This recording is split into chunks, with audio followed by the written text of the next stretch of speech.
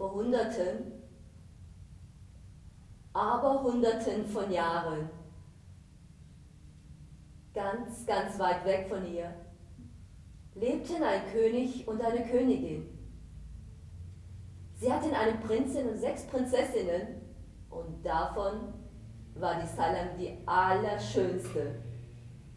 Und sie hatte eine wunderschöne Stimme.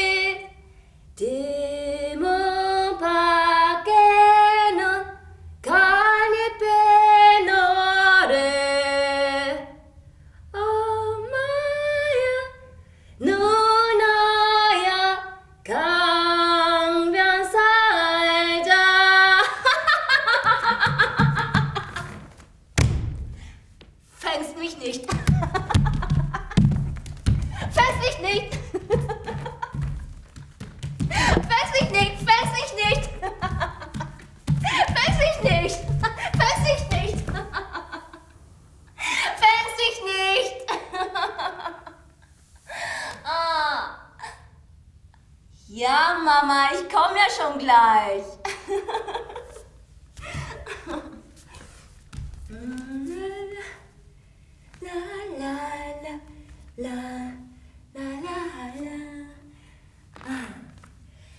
Was gibt es wohl heute zum Essen? Wahrscheinlich wieder Reis. Reis mit Wasser, Wasser mit Reis. Reis mit Wasser, Wasser mit Reis.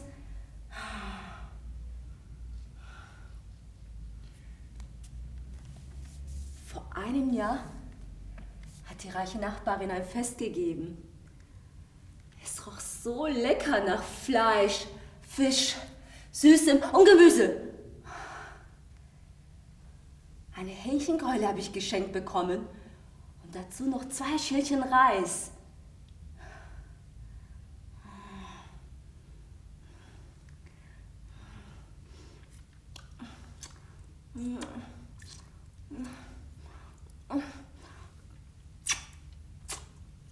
Boah, das war so schön. Boah.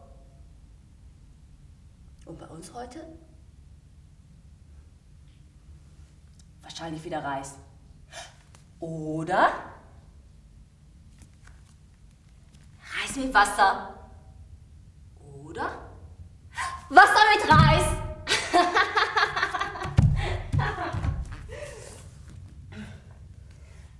Ein großes Reisschälchen für die Oma.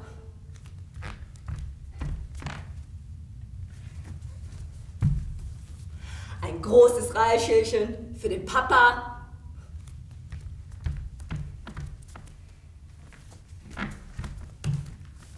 Ein großes Reisschälchen für meinen älteren Bruder, damit er noch besser arbeiten kann.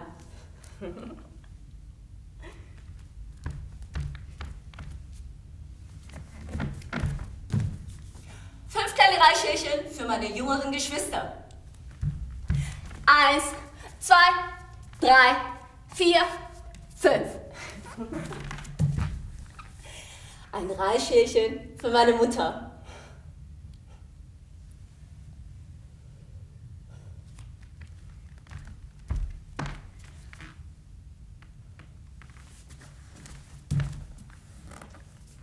Und ein großes Reisschälchen für mich. Salam!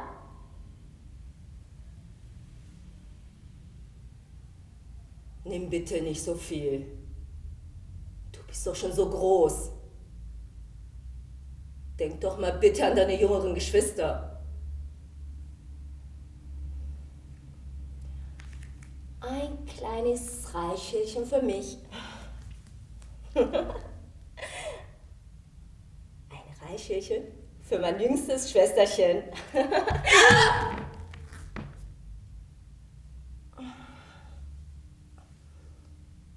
So ein Unsinn.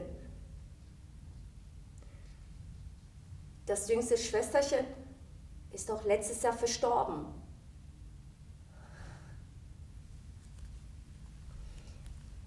So klein und so süß war es gewesen.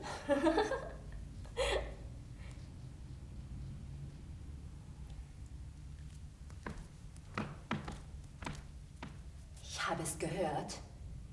Die reiche Nachbarin hat gesagt, seien Sie doch froh, wenigstens ein Mund weniger, den Sie stopfen müssen.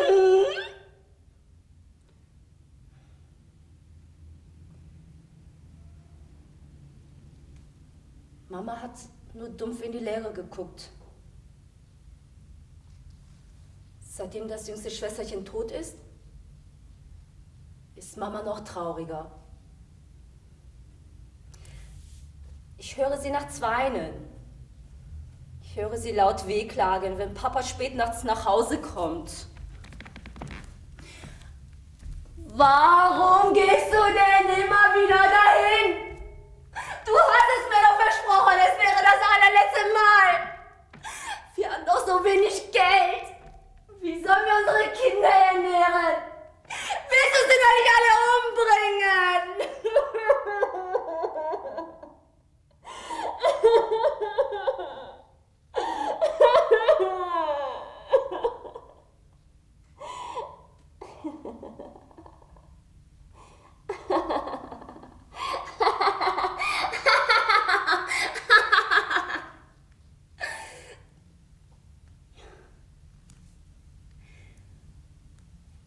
Ich groß bin,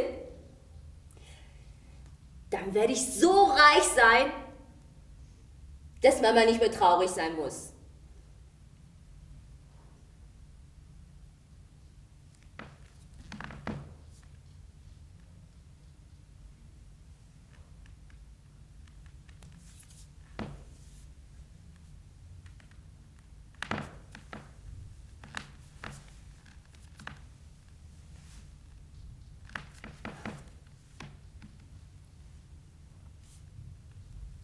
Rotes Seidenkleid werde ich ihr schenken. Und dazu noch richtige Schuhe mit richtigen Absätzen.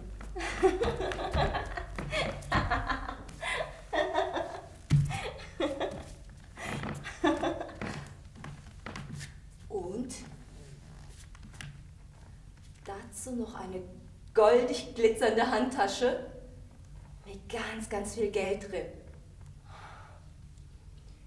Und kocht sie für uns die allerleckersten Sachen. Ganz viel Fleisch, Fisch und davon ganz, ganz viel.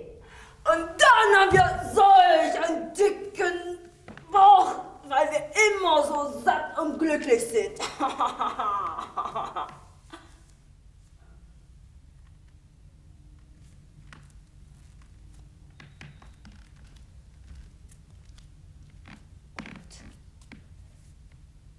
Auto werden wir haben. Wir werden jeden Tag damit im Dorf herumfahren und alle Leute sollen sehen, wie reich und glücklich wir sind. Meine Geschwister werden so viel Bonbons bekommen, wie sie möchten. Und Oma wird Papa nicht mehr Schwächling nennen, nur weil er so wenig Geld verdient.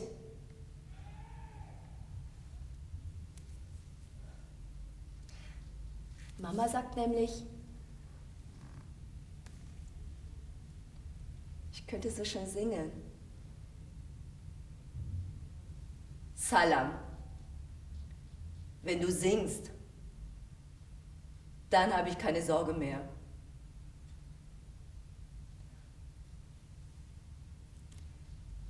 Wenn ich groß bin, dann werde ich eine berühmte Sängerin und es kommen so viele Menschen herbei, nur um meine Stimme zu hören.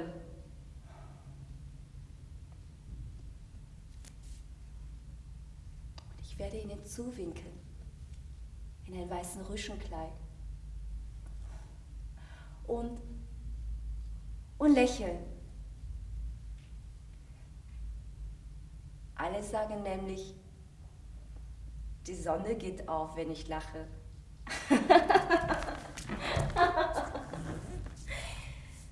Oh Maya, 누나야, 강변 살자.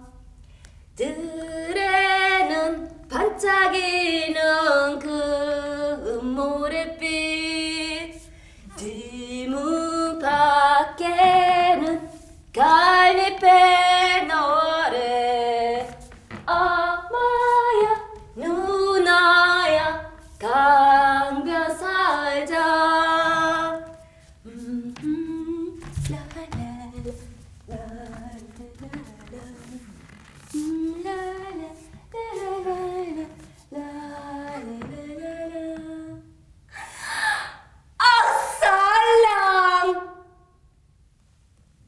Die reiche Nachbarin gesagt.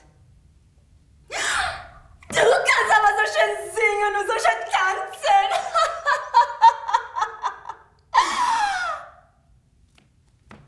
Du könntest auch in die Stadt gehen mit solchen Talenten. Du könntest dort eine richtige Schule besuchen und auch ganz, ganz viel lernen und auch eine richtige Ausbildung machen.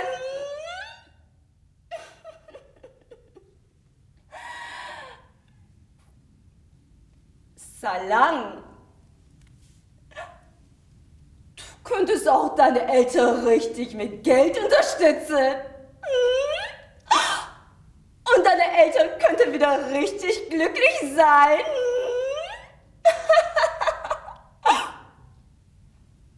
Salang. Du könntest dort auch richtig tanzen und singen lernen. Oh, stimmt doch. Du willst doch eine berühmte Sängerin werden, oder?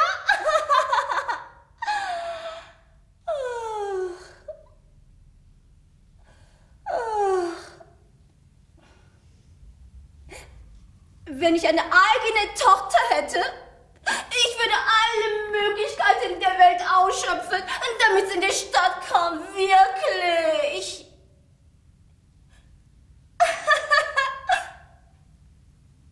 Salam, du könntest auch bei meinem Cousin leben, na? Na, den kennst du doch. Der ist auch letztes Jahr zu meinem Fest gekommen. In einem richtigen Auto hat er gesessen. Und er hat dir doch über den Kopf gestreichelt und dir doch gesagt, du bist aber ein hübsches Kind.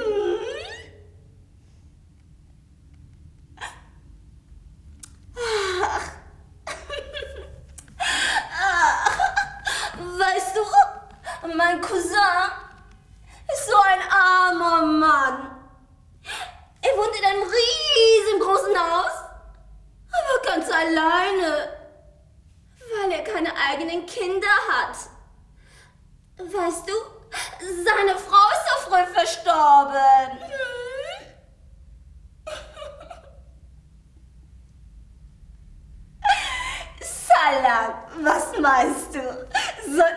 mal mit deinen Eltern sprechen?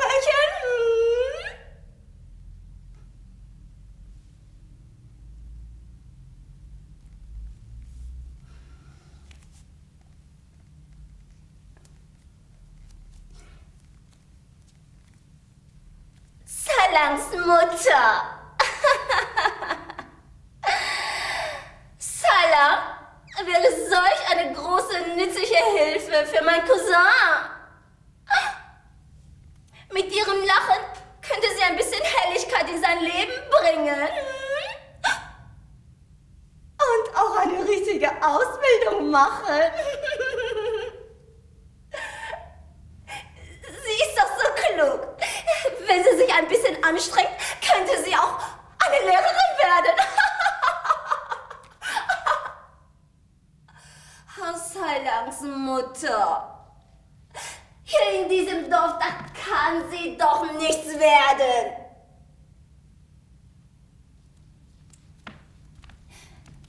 Salangs Mutter. Schauen Sie sich doch mal Salangs Hände an. Das sind doch nicht die Hände einer 10-Jährigen. Das sind die Hände einer 40-Jährigen.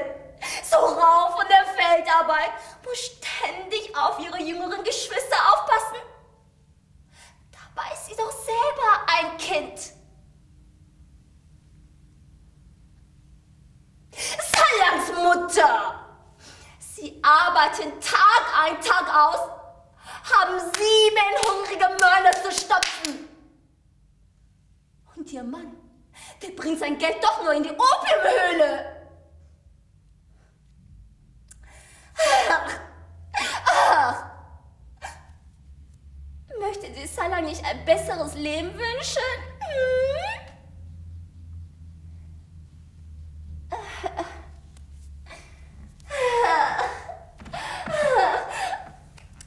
Mein Cousin, er hatte ein Kind.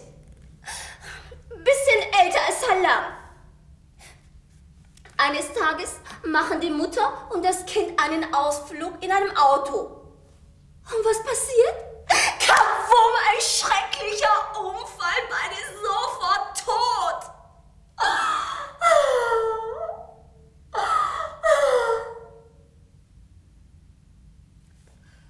Seitdem ist mein Cousin nicht mehr der er früher einmal gewesen ist. Und soll ich Ihnen was sagen? Das Mädchen, das war so fröhlich. Ich glaube, Salang erinnert ihn einfach an seine verstorbene Tochter.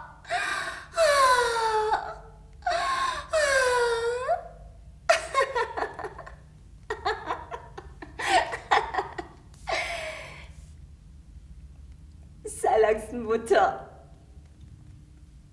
Mein Cousin ist ein guter Mensch.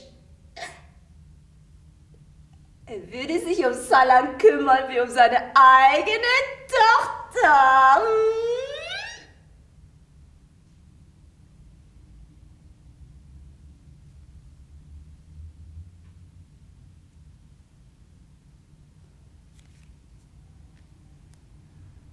Papa sagt, dass der Cousin der Nachbarin ein guter Mensch ist. Er hat Papa Geld gebracht für seine Schulden. Papa ist so glücklich über das Geld. Papa sagt, ich darf zu diesem freundlichen Mann.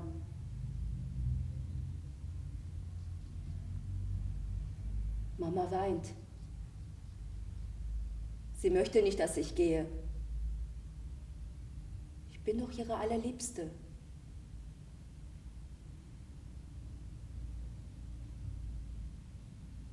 Papa lacht. Mama weint. Papa lacht. Mama weint. Und ich lache.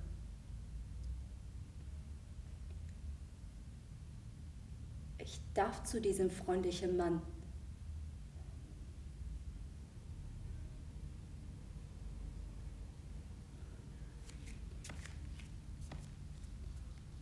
Mama, sei nicht traurig.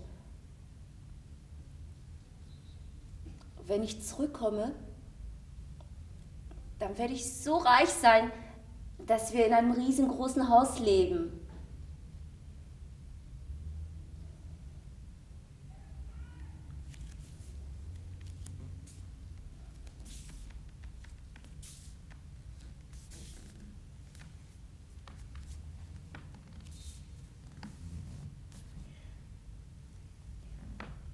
Rote Seidenkleider werde ich mit dir mitbringen, Mama.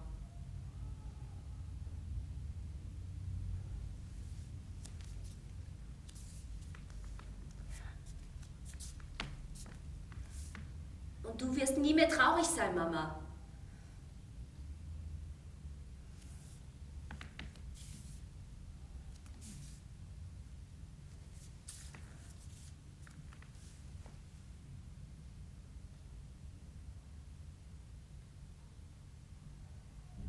Mama?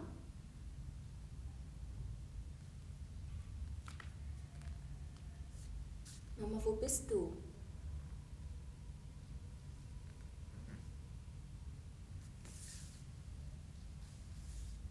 Mama, wo bist du?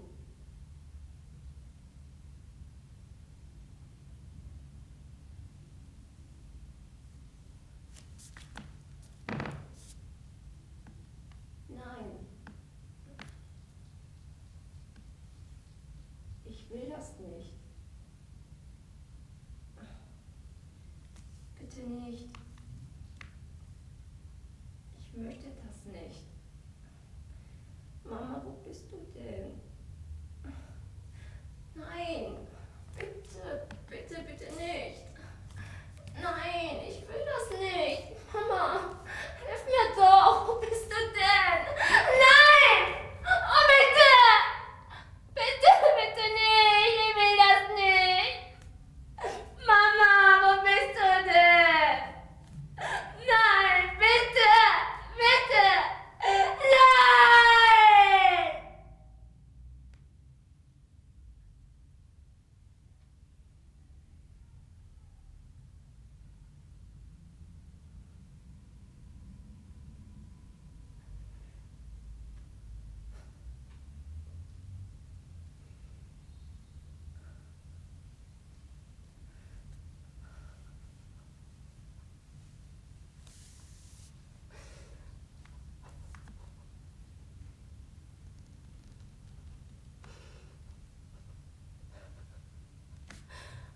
Mama,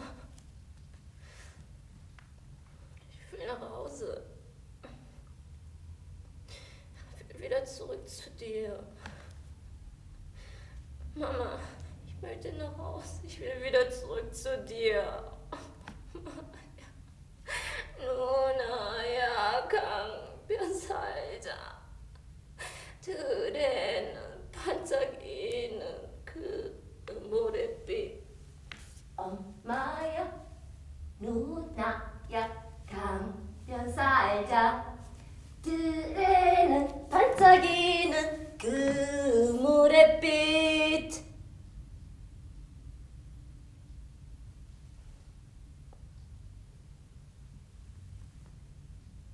Ich habe gelernt, Englisch zu sprechen.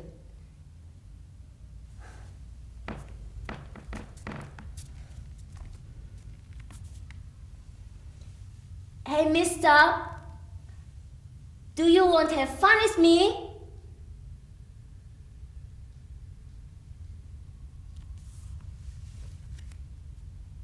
Ich habe auch gelernt, komische Bewegungen zu machen.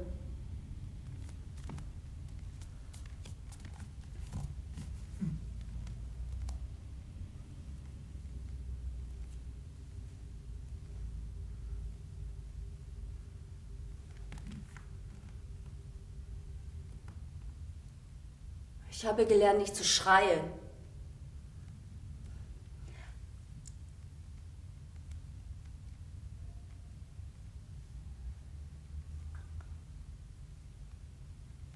Ich habe auch gelernt, nicht zu weinen.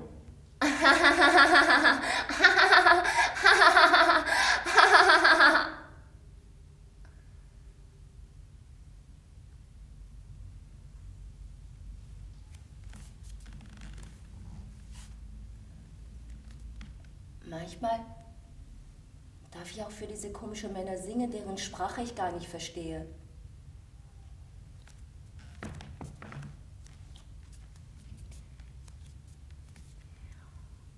엄마야 누나야 강변 살자 들에는 반짝이는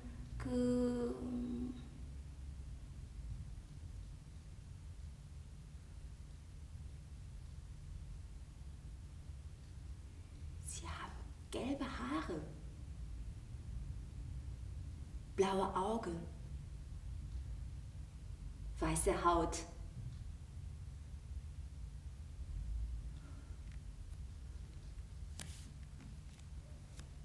Riesenhände,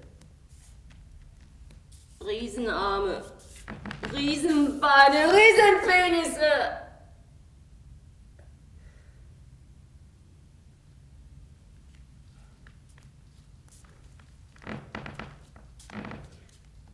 Ich habe gelernt, all diese Bewegungen in verschiedene Reihenfolge zu machen.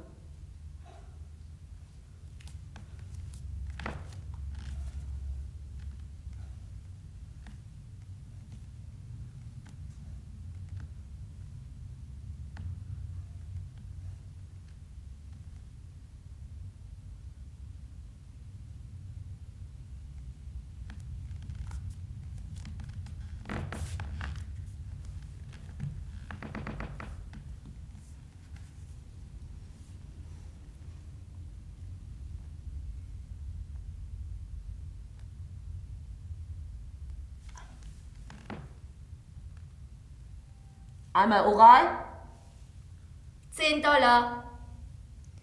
Einmal vaginal, $20.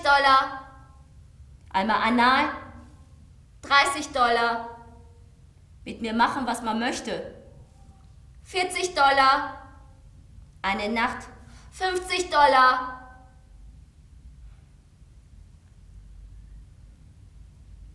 Der Cousin der reichen Nachbarin hat gesagt, ich bin ein Goldesel.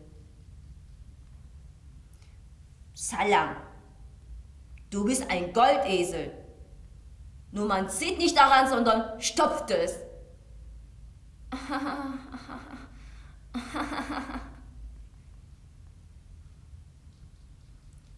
Goldesel.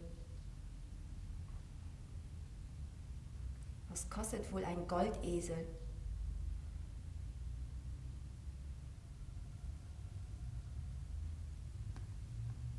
Jemand hatte erzählt, eine Frau aus Indien hat ihre Niere verkauft. Für $100. Meine Niere ist ja noch so klein. Die kostet bestimmt nur die Hälfte, oder? Aber mein Herz kostet doch wohl mehr, oder?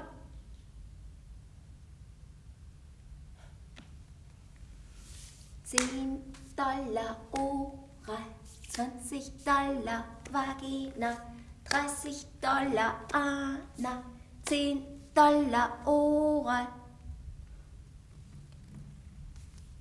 Eine ausländische Zeitschrift haben wir gesehen. Wunderschöne Frauen mit wunderschönen Kindern in wunderschönen Kleidungen. Es standen überall Preise dran. Hose, $70. Stiefel, $170. Kinderhose, $50. Kinderjacke, $60. Ein Ring war dabei und der kostete $300. Oh, so viel. Aber der war ja auch aus Gold, mit einem richtigen Edelstein dran. $10 oral, $20 Vagina, $30 Anal, $10 Ora, $20 Vagina, $30 Anal.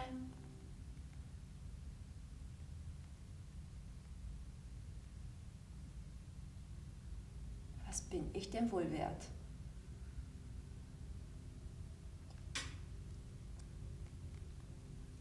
Mama hat immer gesagt, meine Augen leuchten wie der Sternenhimmel.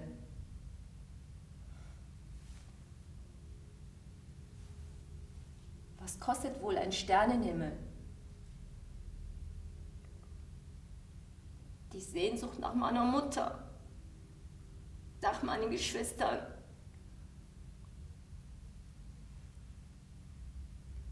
Was kostet wohl eine Sehnsucht?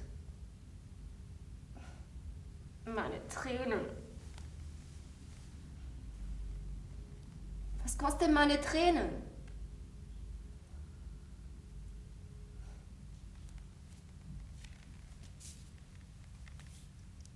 $10 Oral, $20 Vagina, $30 Anal. $10 Oral, $20 Vagina, $30 Anal. $10 Oral, $20 Vagina, $30 Anal. $10 Oral, $20 Vagina. Warum hält mir denn niemand?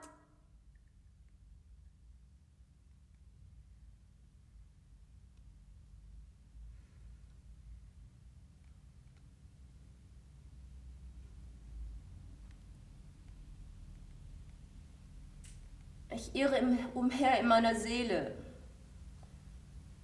suche Trost, habe aber die Sonne in meinen Bauch verloren. Meine Schmerzen, meine Seele, tausende Kilometer entfernt von dir. Dein Bruder. Dein Vater, dein Sohn, dein Nachbar, dein Freund, dein Geliebter bereisen tausende Kilometer zu mir, um meine Kinderseele zu töten. Einmal, zweimal, dreimal, viermal, fünfmal, sechsmal, siebenmal, achtmal, neunmal, zehnmal, elfmal, zwölfmal, immer wieder und wieder und wieder.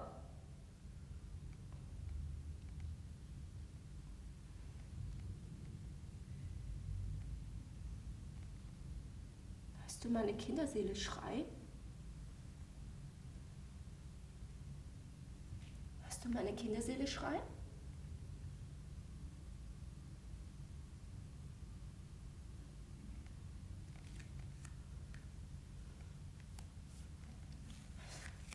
Du fängst mich nicht. Du fängst mich nicht. Du fängst mich nicht. Du fängst mich nicht. Nicht.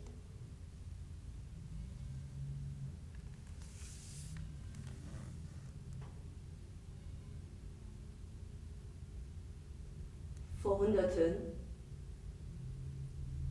aber Hunderten von Jahren, ganz, ganz weit weg von hier, lebten ein König und eine Königin. Sie hatten eine Prinzessin und 6 Prinzessinnen. Und davon war die Salang die allerschönste. Sie hatte eine wunderschöne Stimme und ihre Augen leuchteten wie der Sternenhimmel. Und wenn Salang sang, war sie der glücklichste Mensch auf der ganzen Welt. Und es kamen von überall her so viele Menschen, nur um sie zu hören und für eine Weile ihre Sorgen zu vergessen.